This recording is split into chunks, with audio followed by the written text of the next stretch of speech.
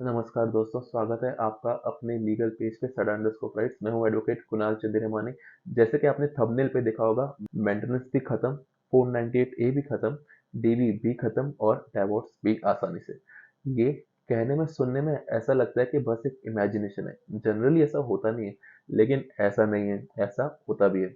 अगर आप पहले दिन से पहले स्टेप से सोच समझ कर और सही तरीके से चल रहे हैं तो ऐसा होता भी है। अब यहाँ प्रॉब्लम क्या आती है, हम वो चीजें करते हैं जो हमको नहीं करनी चाहिए और वो काम करते ही नहीं है सही समय पे जो हमें करने चाहिए। इसलिए चीजें इतनी स्ट्रेच हो जाती है और वर्स्ट हो जाती है। आज की इस वीडियो में पूरी स्ट्रेटेजी बताने वाला हूँ, पहले दिन से क्या रखनी है, कैसे आप इससे बहुत इजीली बाहर आ सकते हैं और सामने वाला डाइवोर्स भी आपकी शर्तों पे देगा। आखिरी तक इस वीडियो में बने रहिएगा। अभी तक आपने इस पेज और चैनल को सब्सक्राइब नहीं किया है तो पहले जाके सब्सक्राइब और फॉलो करिए मेरे पेज को सडा_राइट्स, क्योंकि इस चैनल पर इस प्रकार की वीडियोस मैं निरंतर लाता हूँ। देखिए, मैं आपको एक चीज बताता हूँ। एक आदमी जो कि एक दलदल में फंसा होता है, अब वो उस दलदल में जितना हाथ और पैर चलाएगा उतने ज्यादा वो अंदर जाएगा। उसको हाथ पैर वहां ज्यादा नहीं चलाने होते क्योंकि उसको शांत रहना होता है, तभी वो बाहर आ पाएगा। और उसको उसकी मदद करने वाला भी चाहिए होता है जो उसकी मदद करे। ये दो चीजें होती है, अपने हाथ पैर ज्यादा नहीं चलाओ और उस पे छोड़ दो जो दलदल से बाहर बैठा है, फिर उस चीज से आप बाहर आओगे। यही यहाँ पे है। आपके ऊपर मामला दर्ज हुआ, मेंटेनेंस का नोटिस मिला।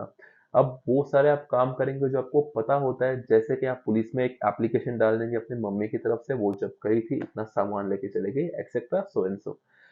अब बहुत सारे बड़े अधिकारियों को भी आप अपनी वो एप्लीकेशन दे देते हैं, लेकिन आप में से ये अधिकतर लोगों को ये अनुभव जरूर होगा कि होता कुछ भी नहीं है। एक एप्लीकेशन की रिसीविंग कॉपी ज्यादा से ज्यादा मिल जाती है, उसको लेके आप बैठे रहते हैं लेकिन रिलीफ कुछ नहीं मिलता।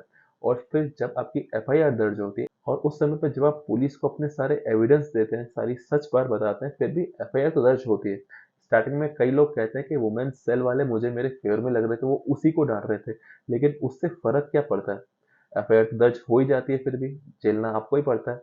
वहाँ पे वर्बली क्या हो रहा है, क्या कहते हैं, उसका कोई फर्क नहीं पड़ता। अगर इतना है तो आपकी एफआईआर दर्ज ना करे, लेकिन वहाँ पे मीठी बातें करके बाद में एफआईआर दर्ज करना, ये कोई बात नहीं होती। तो कुल मिला के बात ये है कि हर तरह से हेरेसमेंट आपका है, दूर आपको जाना पड़ेगा और पैसा भी आपका ज्यादा खर्च होगा। तो आप करें क्या?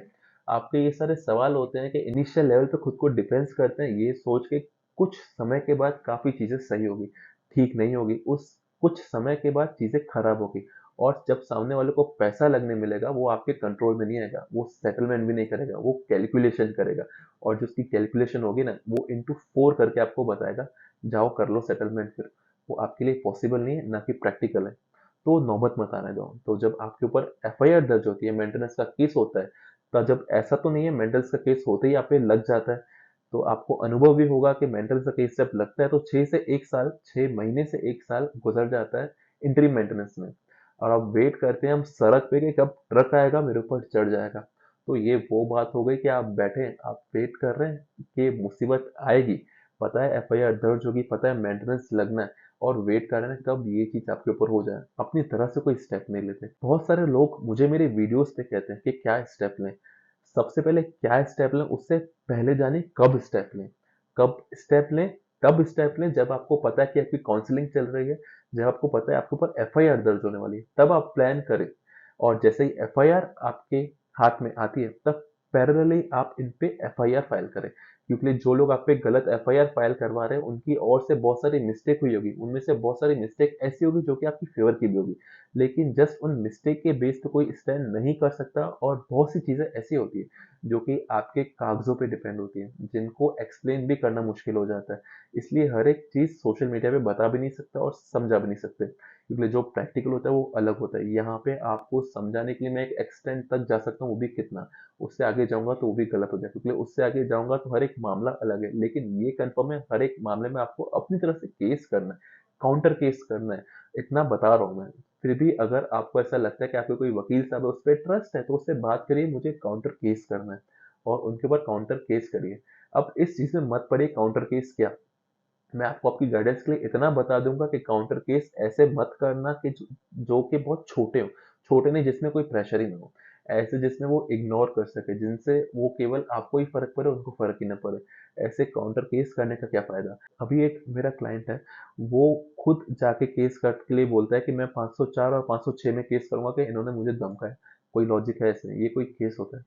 अब कुल मिला के आपके ऊपर रहेगा आप किस तरह के केस करेंगे। अगर आप इस तरह के करेंगे तो आपके ऊपर एक केस का प्रेशर बढ़ेगा, फाइनेंशियल बर्डन बढ़ेगा, सामने वाले को कोई फर्क नहीं पड़ना। सामने वाले को फर्क तब पड़ेगा जब उसके ऊपर केस करोगे, उसमें प्रेशर होगा।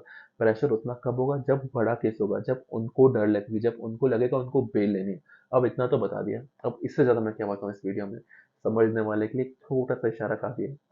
लेकिन मैं मेरी भी कुछ लिमिट है, मैं हर एक चीज़ को ओपनली नहीं कह सकता। वो आपके केसेस पे डिपेंड करती है और उसी प्रकार से सारी चीज़ें बना के किया जाता है। और ज़ाहिर-सी बात है आपके ऊपर फ़ॉल्स केस हुए हैं, आपने उनकी गलतियों के लिए उसके ऊपर केस कर लिया। अब आपने इक्वल प्रेशर मेंटेन कर लिया, तो जब तक मेंटेनेंस लगने का समय आएगा उससे पहले ये लोग आपसे डिवोर्स ले लेंगे, वो भी आपकी शर्तों पर। और ऐसे एक नहीं, हज़ारों केसेस होंगे जहाँ पे ज़ीरो मेंटेनेंस पे डिवोर्स होगा।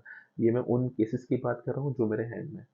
और ऐसे पता नहीं कितने और केसेस होंगे। कुल मिला के बात ये है, किसी को गलत करने का मौका मत दो। अगर कोई गलत कर रहा है तो आपको वापसी में स्टेप लेने, अगर आप वापसी में स्टेप लोगे ही नहीं तो ये ऐसा है कि आप अंदर घुसते ही जाओगे, दलदल ऐसी है ये।